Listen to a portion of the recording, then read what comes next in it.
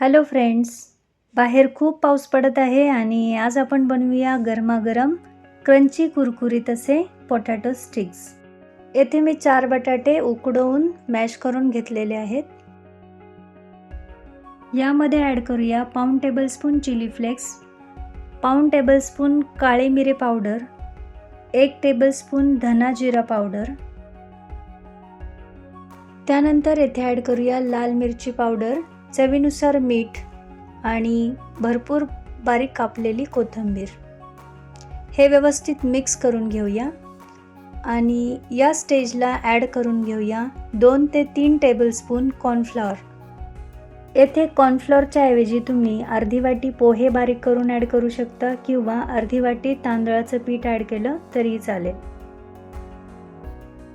आणि येथे पाहू शकता पोटॅटो स्टिक्ससाठी लागणारं डो येथे रेडी आहे. हाताला तेल लावून घेऊया आणि पिठाचा एक छोटासा बॉल तयार करून त्यापासून व्हिडिओमध्ये दाखवल्याप्रमाणे स्टिक्स तयार करून घेऊया.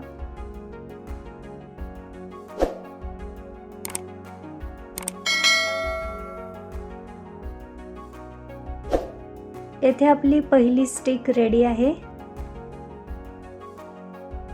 आणि येथे पाहू शकता दाखवल्याप्रमाणे येथे मी अर्ध्या स्टिक्स बनवून घेतलेल्या आहेत.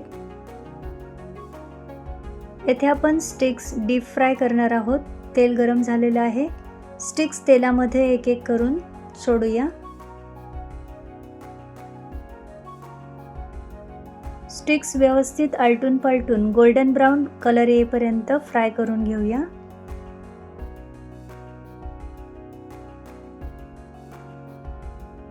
मस्त येथे पाहू शकता पहिली बॅच आपली फ्राय करून झालेली आहे. काढून घेऊया.